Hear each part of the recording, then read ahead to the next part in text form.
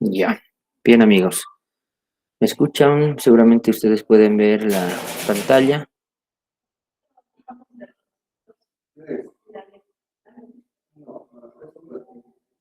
¿Me escuchan? ¿Se pueden ver la pantalla? Se le escucha, doctor, pero no se ve la pantalla. Ya. Bien, colegas, habíamos visto nosotros ya la parte de la circulación de las arterias. Ahora vamos a ver Doctor, creo que no está compartiendo pantalla.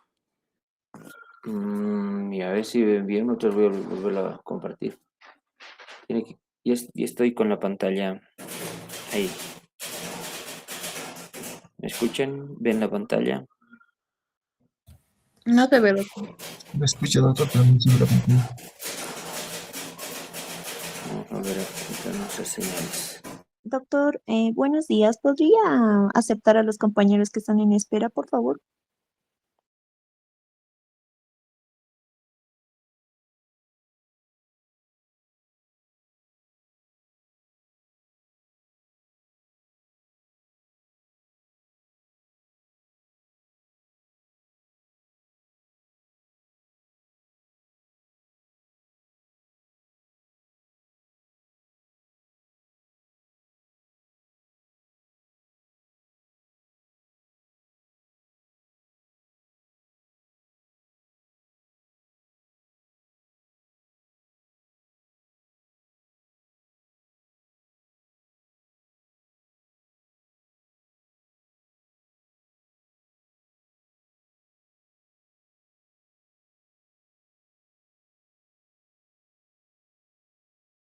Ahora sí, ¿se ve la pantalla, amigos?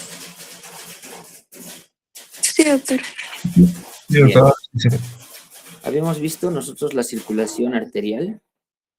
Ahora vamos a ver la circulación pulmonar, que obviamente también recibe el nombre de arteria pulmonar, pero ustedes saben que recoge sangre desoxigenada de todo el corazón derecho.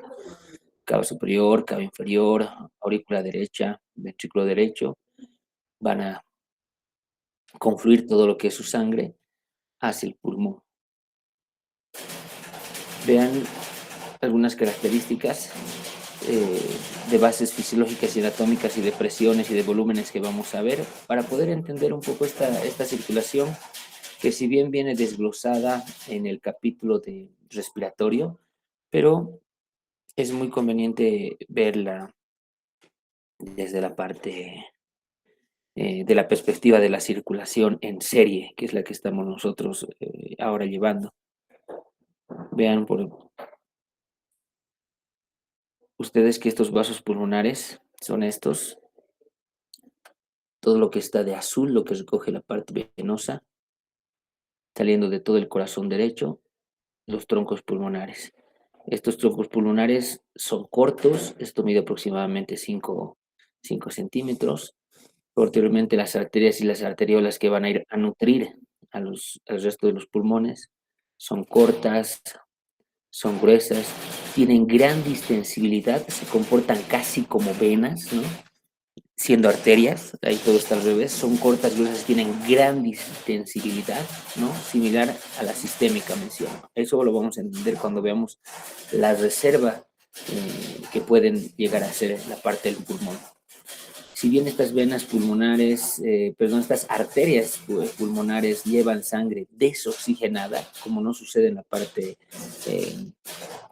sistémica, las venas pulmonares que van a desembocar en la aurícula izquierda, que tienen un aspecto similar, obviamente, a las venas, pero estas transportan la sangre recién oxigenada. Entonces, esa es una diferencia fisiológica. Vean ustedes que de todo este tronco pulmonar nacen las arterias bronquiales nutricias, las arterias bronquiales nutricias que van a salir de la aorta y que van a irrigar a toda la parte del pulmón.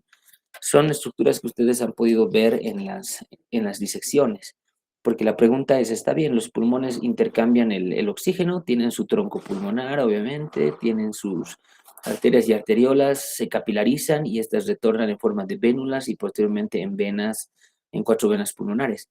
Pero ¿en qué momento se irriga el corazón? Así como quién le irriga al corazón, quién le irriga al pulmón. Entonces, todo lo que es la matriz del pulmón, tanto la parte de los tabiques, del mismo estroma, que es su tejido, y de los mismos bronquios, pues están irrigados por los vasos bronquiales, las arterias bronquiales, que son sus nutricias, que parten de la cara anterior de la aorta. Y es algo importante porque son esas arterias que no están contempladas dentro de esta circulación, por ejemplo. Tanto esas oxigenadas como esas desoxigenadas representan, miren ustedes, del 1 al 2% del gasto cardíaco, ¿no? No es tampoco poca cosa. Y estas van dirigidas sobre todo al tabique, bronquios y tejido conectivo. Obviamente las venas bronquiales van a desembocar también en la aurícula izquierda, ¿no? Mediante las venas pulmonares o vasos directos que a veces se encuentran como orificios aberrantes en la cara posterior. Y los vasos linfáticos, muy importante porque estos vasos linfáticos, recuerden ustedes cuando veamos la parte de pulmonar, son los encargados de dar la presión negativa o la presión transpleural, la presión pleural, que desemboca en el conducto de la gran vena linfática o conducto torácico derecho. Ahora, si hablamos de presiones, aquí les pido que pongan realmente mucha atención. Habíamos hablado que la presión pulmonar, por ejemplo, ¿no? La presión pulmonar, a diferencia de la presión arterial sistémica, sí tenía una gran diferencia. En cuanto a números, en cuanto a cambios de acuerdo a la presión, por ejemplo, ¿no? Entonces, todas esas situaciones hacían la diferencia entre estas dos grandes circulaciones. Pero entrando en contexto, ven ustedes que la presión del ventrículo derecho, porque estamos yendo en serie, estamos hablando de esto, luego vamos a hablar de esto, luego vamos a hablar de esto, luego de los capilares y luego de las venas pulmonares. Estamos yendo una circulación en serie. La presión del ventrículo derecho es aproximadamente una quinta parte del ventrículo izquierdo. Si el ventrículo izquierdo tenemos una presión aproximadamente de 120 la sistólica y 80 la diastólica, pues estamos esperando que la quinta parte pueda representarse aproximadamente en los valores que nos da el libro. una presión sistólica del ventrículo derecho de 25 y una presión diastólica que puede ser de 0 a 1, algunos autores dicen que puede llegar incluso hasta 3, dependiendo cuál sea el comportamiento y el momento en que se haga esta evaluación. Miren ustedes, aquí tenemos nosotros nuestra curva de presión, llegamos al 20, este es un juego que existe, que ustedes ya lo han visto en el corazón como bomba, y desciende nuevamente hasta 5 o hasta -1. Y encima de esta curva vamos a volver a ver cuál será la presión en la arteria pulmonar, que teóricamente debería ser la misma. Sin embargo, aquí la ventaja es que existe esta pequeña válvula, y esta pequeña válvula es la que va a limitar el retroceso para que la presión diastólica pueda ir incrementándose. Es importante notar que aquí la presión es de 25 hasta, incluso vean ustedes, de 0 a -5, pero ya esta parte tiene los valores de 25 como la sistólica y de 8 la diastólica, y con una media de la arteria pulmonar que nos da de 15 milímetros de mercurio. Esto es muy importante porque el momento que nosotros empezamos a evaluar y ir trascendiendo el gradiente de las presiones, pues vamos a ir entendiendo por qué existe esta diferencia en cuanto a las presiones. Gracias a esta válvula, ¿no? Gracias a la válvula pulmonar, podemos evitar este retroceso, es decir, hay un débito y un flujo impelente por parte de los músculos que llega hasta 25 y puede llegar hasta -8, ¿no? Hasta -8. Y después baja hasta -8. Y la presión media, que llega hasta 15, es la que no varía en la altura, es la que varía en la altura, perdón. Recuerden ustedes que los estudios que nos daba el IVA llega a 21 más 3, 21 menos 3 aproximadamente, a 3.650 metros sobre el nivel del mar. Ese es otro dato muy importante para poder entender y contrastar los valores que nos da, por ejemplo, el Guyton, a los valores que nosotros realmente manejamos en la altura como habitantes de gran altitud. La sístole es igual, pues, relativamente, de 20 a 25 como rango, y la diástole disminuye lentamente gracias a la válvula pulmonar. Ahora, en los capilares, obviamente, pues es muy difícil poderlos cuantificar, si ustedes ven. Obviamente, la diferencia entre los capilares sistémicos, que recuerden ustedes como la media era de 17, aquí la presión media capilar pulmonar va a ser de 7 milímetros de mercurio.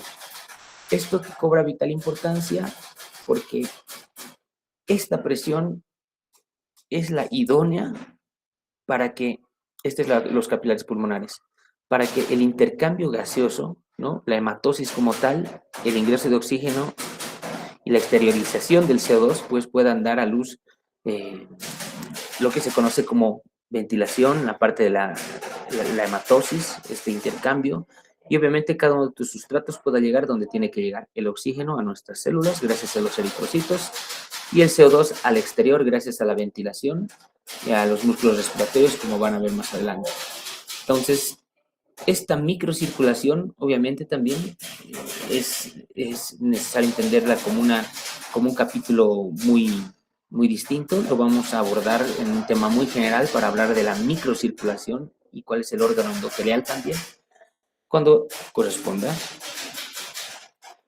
Ahora, la presión del atrio izquierdo, ¿no? Es decir, después que han vuelto de los pulmones, pues regresan por las venas pulmonares, ¿no? Esta es la presión venosa pulmonar, y también del ventrículo izquierdo. Miren ustedes que la presión venosa media de los pulmones es de 2 milímetros de mercurio, y de la aurícula izquierda, en promedio, puede llegar a los 5. Sin embargo, en algunas situaciones puede ir entre -5 de las pulmonares y entre la -1 de la aurícula izquierda. Todo depende al contexto y al momento en que se esté desarrollando el estudio de la circulación. presión pulmonar de las venas pulmonares, que son estas, pues queda conocida también como la presión de enclavamiento o presión de cuña pulmonar. Esta presión en cuña o presión de enclavamiento, pues su valor relevante pues, va a ser este. ¿Por qué se llama presión en cuña o enclavamiento? Pues vean el GIF. Estamos viendo esta parte ya del retorno de todas las venas a la aurícula izquierda, que en este gráfico no lo podemos ver. Pero vean ustedes cómo con un estudio, con un catéter y un contraste ha sido posible. Obviamente esto es para ver las coronarias, pero de la misma forma introduciendo un catéter y acuñándolo, ¿no? Acuñándolo en las venas pulmonares, pues se ha logrado establecer dicho valor.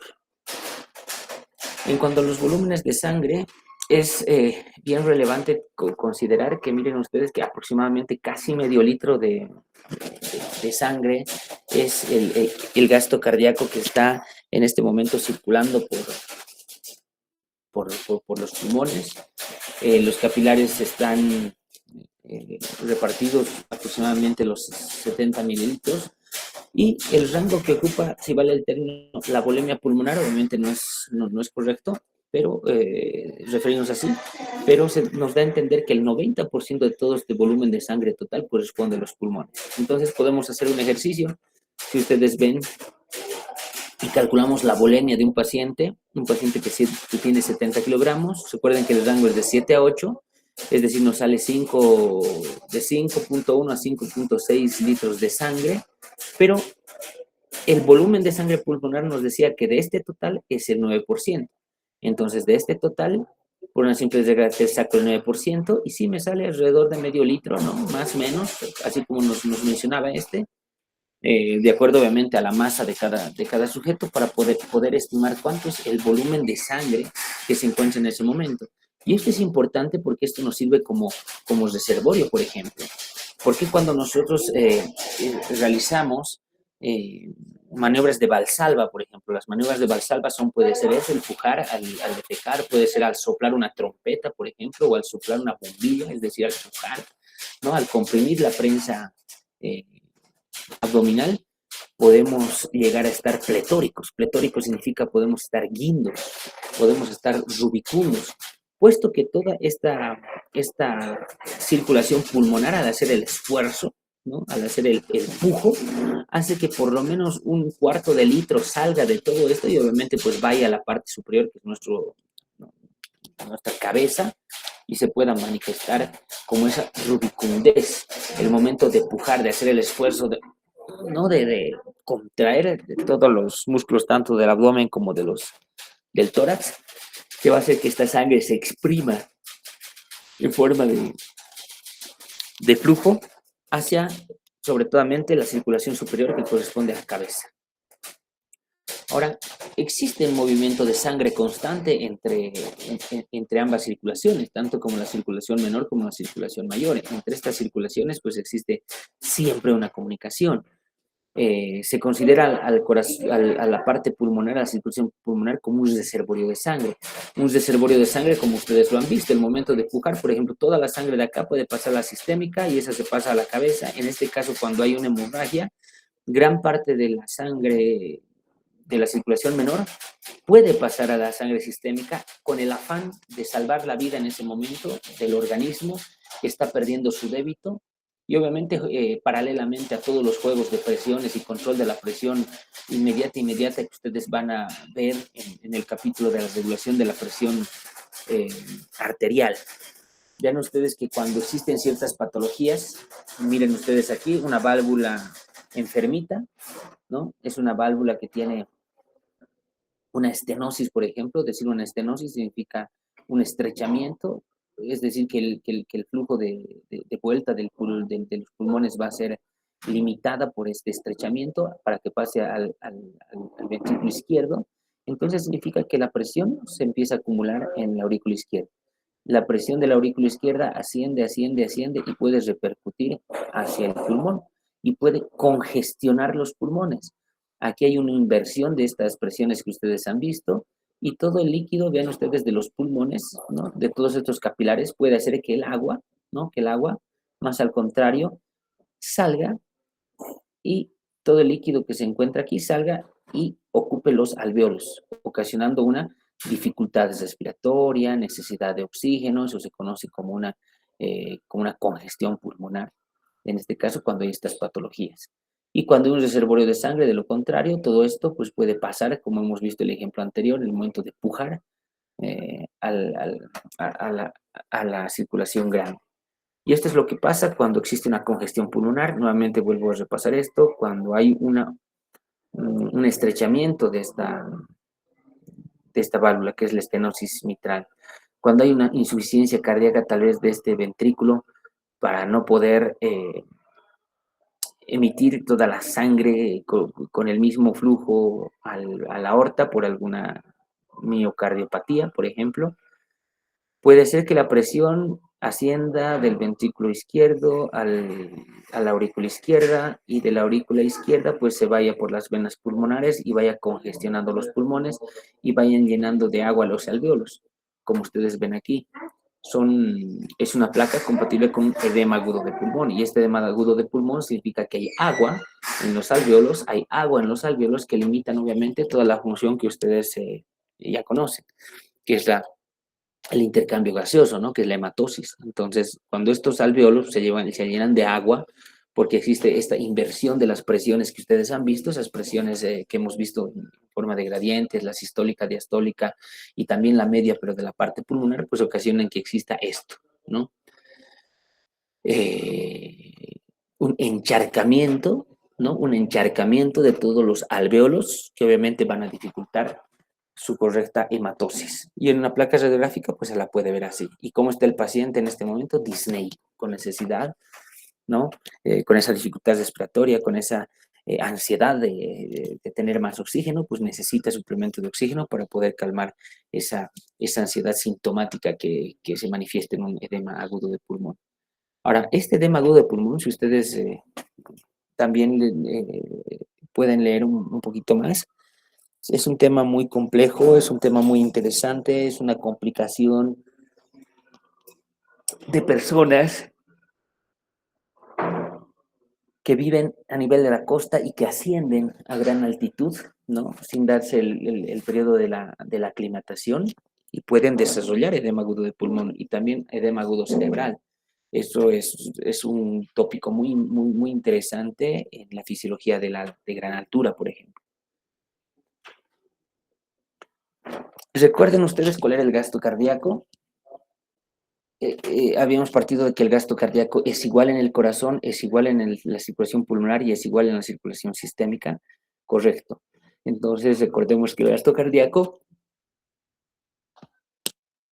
cuya fórmula dependía de la frecuencia cardíaca y del volumen de eyección sistólica, que lo vamos a conocer como volumen del corazón en cada latido, que multiplicados podían darnos esto. Es decir, que en el ejercicio, si es que tengo al doble como 140, ¿no? Latidos por minuto en un ejercicio pues realmente extenuante, lo puedo multiplicar por 70 y mi gasto cardíaco sería 9 litros, 9.8 a 10 litros aproximadamente en el ejercicio que está transcurriendo en la parte sistémica y en la parte pulmonar. En cuanto a la distribución del flujo, también es muy importante connotar que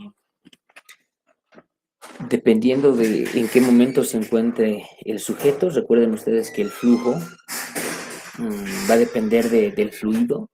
El fluido de por sí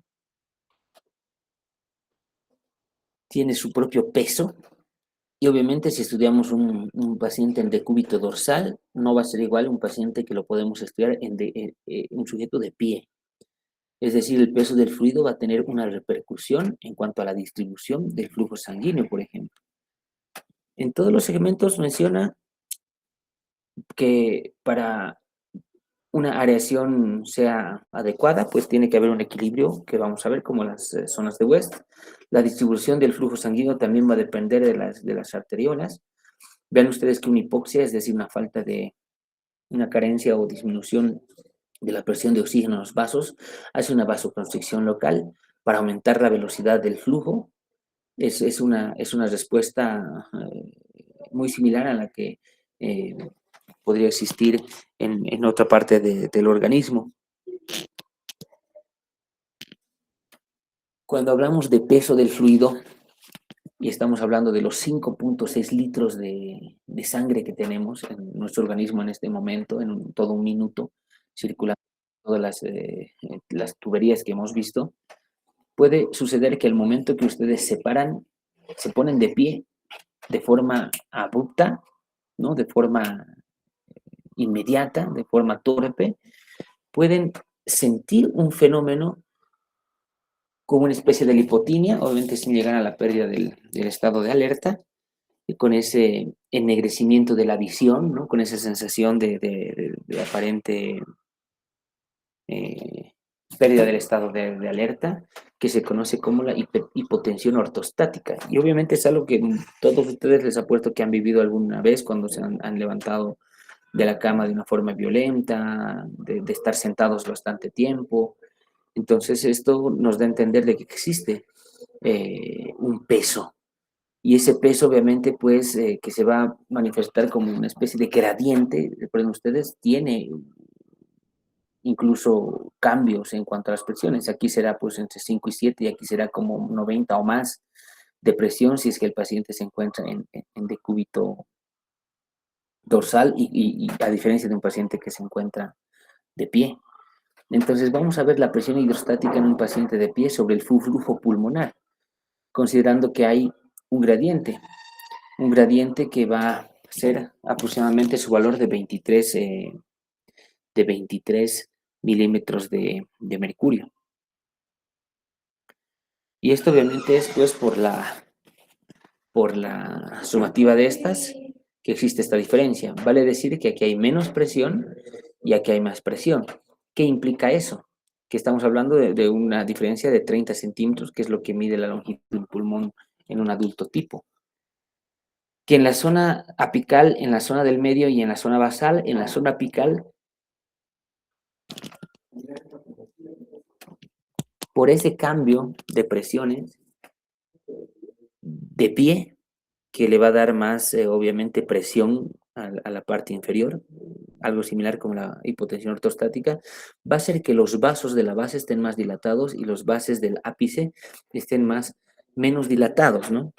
Obviamente porque el flujo se distribuye en menor proporción aquí y de mayor proporción aquí, en un sujeto de pie. Entonces la parte apical tendrá menos flujo, pero muy buena aireación, ¿no? Bien aireado, por eso es un alveolo muy bien aireado. La parte del medio tendrá igual flujo, con igual aireación, ese es el pulmón ideal. Y la zona basal, más bien al contrario, al tener mayor dilatación por mayor flujo, va a apachurrar los alvéolos y teóricamente tenemos menor aireación en los alvéolos. Esto se traduce en las famosas zonas de West. Si ustedes ven las zonas de West, podemos ver que la zona 1 se caracteriza por estar menor perfundida, pero bien ventilada, ¿no? Mayor ventilación, menor perfusión. Cuando analizamos nosotros la zona 2, igual perfusión que igual ventilación, y la zona 3 va a ser de mayor perfusión que va a apachurrar al alvéolo y va a haber menor ventilación. No se olviden que la zona 2 es la óptima, es la zona de mayor optimización pulmonar, se conoce como la zona 2 de West o el pulmón ideal. Ahora, ¿en qué situaciones existen cambios en la zona de West, por ejemplo? Por ejemplo, la zona de West normal, que nuestro pulmón está en la zona 2, puede cambiar a la zona de 3. ¿Cuándo? Cuando existe ingurgitación, cuando existe esfuerzo, cuando existe ejercicio, pero de tipo efecto que es Valsalva, por ejemplo. Hacemos que el flujo pulmonar en el ejercicio o en el esfuerzo se incremente de 4 a 7 veces, por ejemplo, y gran parte del pulmón teóricamente pasaría a una zona 3, es decir, que por eso es que incrementa aquí la frecuencia respiratoria, porque está tan bien perfundido, pero tan mal ventilado que es necesario que la frecuencia ventilatoria compense esta zona para hacer la zona 2 de West. Ahora, en enfermedades, la zona 1 también se puede traducir mal perfundido por alguna razón, pero bien ventilado, ¿no? Pero se encuentra mal perfundido, pues también la presión va a ser distinta de oxígeno que llegue hacia los vasos capilares en este caso. Este es un poco de la circulación pulmonar. Muy importante connotarla realmente aquí para poder entender todo el circuito. Y de la misma forma, la parte venosa, pues no le vamos a quitar también su importancia. Vean ustedes que los lechos vasculares o la circulación venosa tiene una característica muy particular, no solamente en el color, ¿no? Ese color obviamente responde a una visión, pues, explicativa, pedagógica para explicar el cuerpo humano, pero ustedes saben que los colores, pues, no están así. Otra propiedad que tienen nuestras venas es ser bien complacientes y también tener estas cositas, que son las válvulas venosas. Esas válvulas parietales o esas válvulas venosas pues evitan, en este caso, el retroceso, es decir, que el flujo va y miren ustedes, evita el retroceso y sigue avanzando el flujo, en este caso sigue ascendiendo el flujo. Imagínense que son estas las venas de las pantorrillas y es lo que está sucediendo en cada momento cuando hacemos ejercicio, cuando estamos de pie o cuando estamos sentados. Vean ustedes que para entender el término de la vena se refiere a toda clase de conducto. Ya no son las cañerías que eran duras, las cañerías que eran particularmente para un tipo de fluido como el agua potable, por ejemplo. Vena significa cualquier otra clase de conducto, ¿no? Son un sistema de baja resistencia, ya lo hemos entendido por qué. Se caracterizan por su alta capacitancia, porque almacenan, obviamente porque son más complacientes. Existe una bomba venosa que se encarga de propeler, y esta bomba venosa, pues particularmente están en la periferia. Todo lo que son los músculos van a actuar como una bomba venosa que le va a ayudar a propeler el flujo a donde tengan que llegar, en este caso a la aurícula derecha, ¿no? ¿Regulan el gasto cardíaco? Claro que sí, porque ellos van a encargarse de la parte más importante, que es la precarga, cuando ustedes vean eh, el, la circulación de una forma más integral y más hemodinámica. No se olviden que la aurícula derecha es la presión cero, ¿no? Fisiológicamente hablando, la presión venosa central es la aurícula derecha, donde toda la circulación comienza, que está en cero. El gasto cardíaco va a ser igual, tanto en el corazón como en los pulmones, como en los capilares o en la circulación sistémica en todo momento. La aurícula derecha bombea el corazón derecho, hemos visto, hacia los vasos pulmonares, y el flujo de sangre que va hacia la aurícula derecha, pues, aumenta el volumen de sangre, eso dependiendo de la disensibilidad por las venas, aumenta el tono de los vasos grandes, sí, a mayor volumen, a mayor volemia de resborio, por alguna razón, pues hace que las fuerzas de retroceso elástico de toda la parte de circulación puedan tener mayor fuerza. Dilatación de las arterias, lo propio cuando se aumenta el retorno venoso o el flujo. Entonces, vean ustedes que puede haber diferentes formas de poder ver la presión. Por ejemplo, si estamos viendo la presión de la vena cava superior, podemos mantener una presión máxima de hasta, aquí en la parte superior, imagínense, de hasta 30 milímetros de mercurio, y una mínima incluso, ¿no? Y una mínima incluso en la parte que está en el callado de esta vena izquierda, de esta vena cava superior, que puede llegar incluso hasta -3 o hasta -5.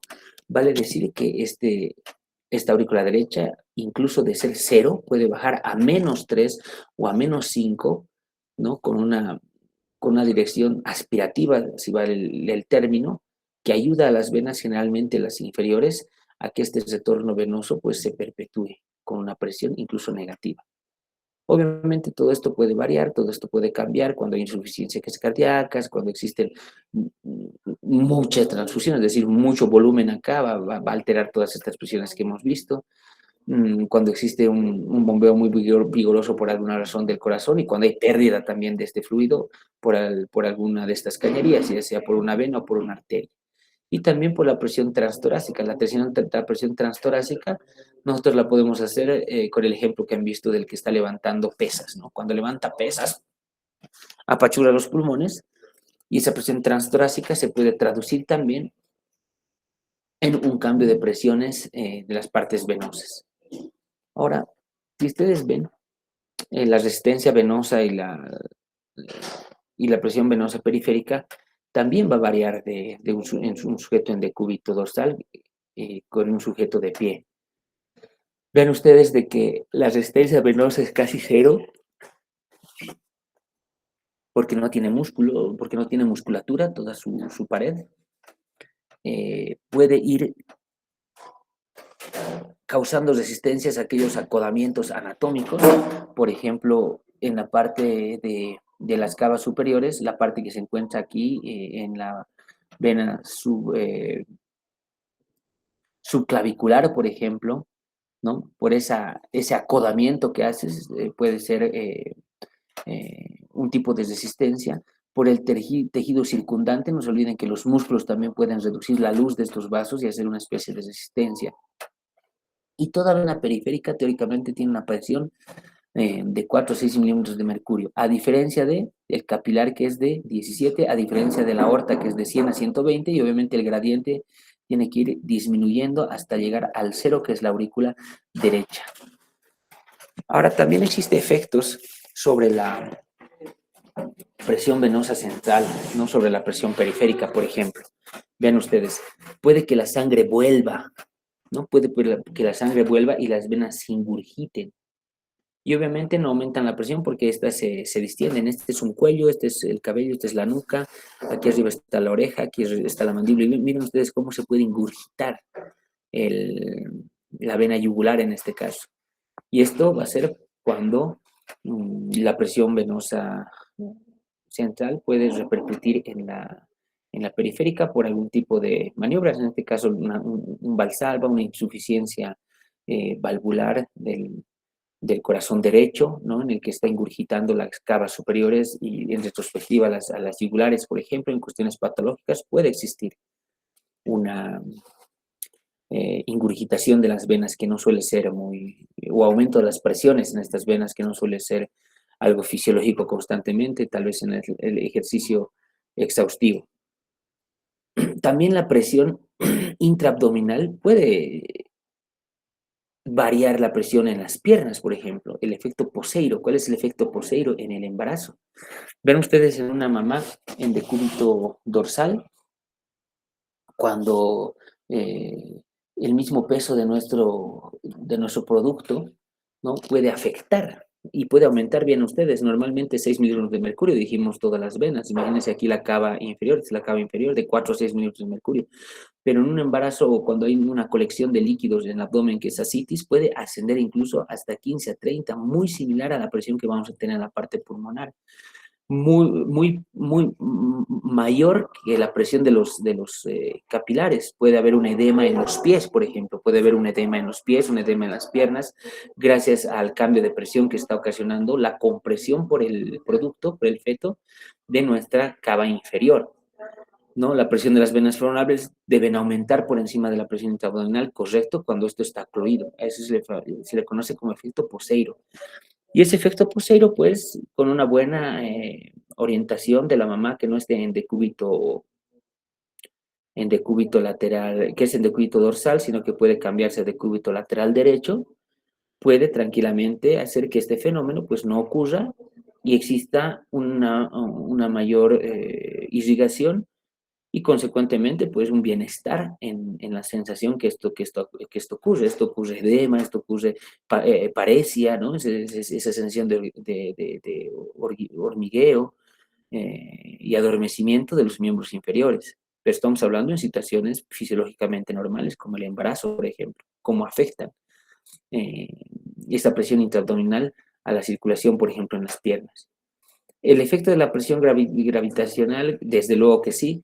Vean ustedes que, hablando de las venas, podríamos nosotros tener incluso una presión cuando estamos de pie de 90 milímetros de mercurio, que hemos visto por el peso mismo del fluido, ¿no? En los brazos es menos. Cuando nosotros levantamos los brazos, obviamente esto llegamos hasta -2, -1 y los brazos empiezan a tener menos flujo y empiezan a adormecerse. Es una sensación propia de levantar las manos por bastante tiempo. Generalmente las venas del cuello son las que van a colapsar, ¿no? Las venas del cuello son las que están colapsaditas, no están ingurgitadas. Incluso en el cráneo, gracias a los senos a los senos venosos, que son unas venas reforzadas por la dura madre, hacen que estas no colapsen, porque tienen una presión negativa, ¿me entienden? Hacen que no colapsen. Por eso la importancia de la estructura anatómica de los senos venosos a nivel del cráneo. Por eso es que hay la ley de que la presión hidrostática gravitacional puede aumentar 1 milímetro de mercurio, ¿no? Por cada 13, digamos ya 14 milímetros de distancia por debajo de la superficie. Esto lo podemos ver en esta parte también. La adaptación a la capacitancia, cuando nosotros nos sumergimos a gran profundidad, ya sea en la fisiología del buceo, también podemos sentir estos cambios de presiones en una situación de un contexto fisiológico. En este caso podemos atribuirla al buceo. Cuando existe un paciente que es un sujeto que está totalmente de pie, obviamente tiene, ¿no? Se me ha hinchado el pie, dice, ¿no? Tiene un edema en los miembros inferiores, justamente por este juego de presiones. Cuando ha habido un sujeto de pie por todo este periodo de tiempo, y se acuerdan ustedes que la presión de los capilares aquí era 17, que eso se trata de contrarrestar con la impelencia que tiene el corazón periférico, que son los músculos, pero cuando ese sistema es rebasado por el tiempo y tal vez el agotamiento, o tal vez el no movimiento, la dinamia, ¿no? Es decir, sujetos que están de pie en un desfile, sujetos que están de pie en una hora cívica, pues sienten esa molestia en las piernas. Y si esto obviamente se perpetúa, puede contribuir también a un edema muy marcado. No se olviden que las venas tienen estas válvulas le dan la característica para evitar el retroceso del flujo, ir ascendiendo. Estas válvulas, junto con el corazón periférico, que son los músculos, vean ustedes cómo está un músculo relajado, pero cómo está un músculo contraído, actúa como un corazón periférico, conocida como bomba venosa o bomba muscular también, hace que los cambios en los miembros inferiores, como era a 90 si estamos nosotros de pie, pero el momento de caminar, gracias a estos músculos, puedas reducir la presión hasta 20 milímetros de mercurio, a diferencia de estar en bipedestación por bastante tiempo, con los 90 milímetros de mercurio que nos da la presión gravitacional, de la presión hidrostática del peso o a la masa de todo nuestro fluido, que es la sangre, ¿no? Miren ustedes, se pierde el 20% de la volemia en 30 minutos en bipedestación estática. Lo que decíamos, ¿no? Por este peso, por este vector que va hacia abajo. Entonces, aproximadamente el 20% de toda la volemia se va a ir a los pies y eso se va a traducir en cambio de presiones y se va a traducir en edemas. Incluso nuestras venas de los pies, de los miembros inferiores se ingurgitan, y si eso se perpetúa con el tiempo y estas válvulas se enferman, pues ya se conoce como varices. Esto explica, esta presión hidrostática explica esto. Por ejemplo, ven ustedes este GIF, ¿no? Cómo este soldado llega a perder el conocimiento por todo lo que acabamos de mencionar. Cuando un sujeto en bipedestación, más aún si no está en ejercicio, es decir, no está caminando, los 90 milímetros de mercurio, que es la presión en los miembros inferiores, hace que exista un bajo flujo a nivel, en este caso, cerebral, y ese hipoflujo cerebral, pese a sus mecanismos compensatorios, ha repercutido en un periodo hipóxico, y eso ha condicionado a que este paciente, este soldado pierda el conocimiento o el estado de alerta, que es la lipotimia. Ahora, las válvulas también pueden enfermarse. Vean ustedes que una válvula normal y una vena normal se encuentran en un calibre deseado, pero una válvula que es una vena tortuosa, con éstasis, con incompetencia valvular, puede enfermarse y da lo que es conocido como las venas varicosas, por ejemplo, ¿no? Estamos hablando de la enfermedad. Ven ustedes la diferencia entre una pierna sana y una pierna con venas varicosas. Esto ya con el tiempo, obviamente la edad, es muy difícil tener varices en una edad joven, la de ustedes corresponde más adelante. Y esto puede progresar de un simple edema por un juego hidrostático de escape de líquido a un dolor muscular por falta de irrigación y de perfusión a los músculos, como calambres, y posteriormente úlceras. Se hacen úlceras que se van a complicar probablemente en gangrena más adelante, y son estas. Estas son úlceras por hipoperfusión, son úlceras varicosas las que se llaman. Son tópicos muy difíciles de tratar, tanto para la cirugía vascular como para la cirugía plástica reconstructiva, porque estamos hablando de tejidos ya desvitalizados, de tejidos que no tienen una fisiología adecuada en cuanto a su aporte de volumen y de irrigación. La medición de la presión venosa, pues se la ha realizado, recuerden ustedes, con un catéter. Vean que va el catéter, y con este catéter pueden ir a medir intracavitariamente todas estas presiones. Y gracias a este cateterismo han visto que en sedestación, pues estas venas yugulares están colapsadas. Cuando hay una protrusión, ¿no?, del tercio, significa que estamos a más 10 milímetros de mercurio, y si hay una protrusión total, pues estamos a más 15 por algún tipo de desperfecto, ya sea en la parte de la conducción anatómica o en el manejo de las presiones, ¿por qué no? Y es por eso que teníamos nosotros este gráfico previamente, cuando nosotros conversábamos y decíamos venas 60%, arterias el 10% de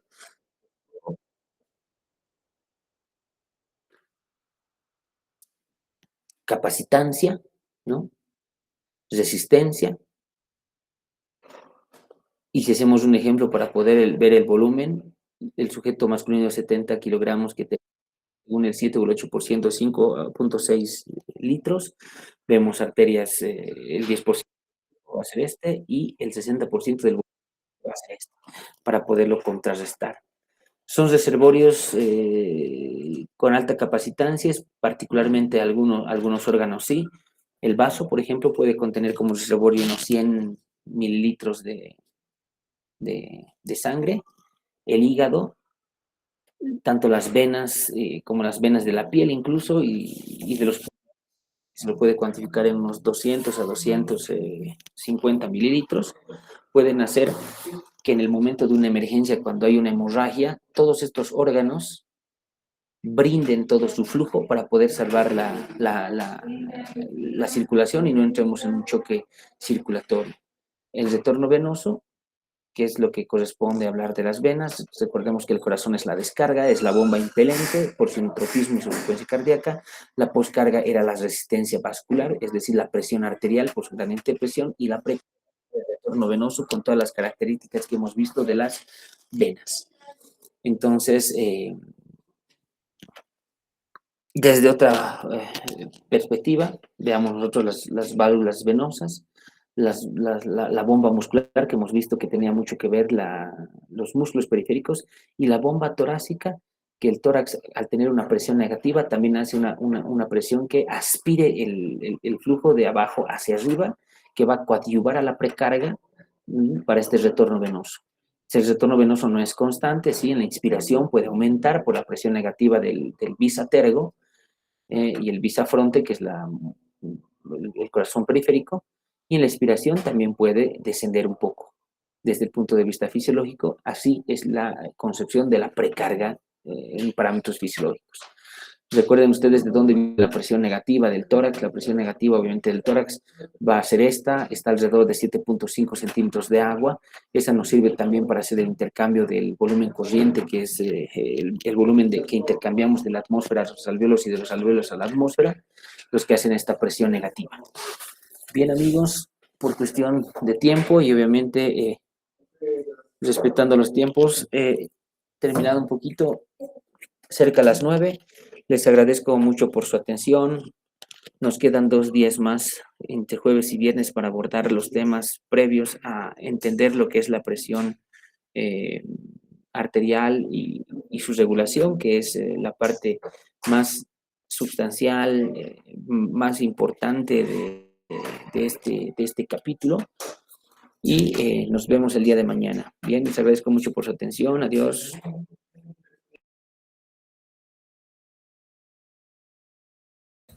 Hasta luego, doctor. Buenos días.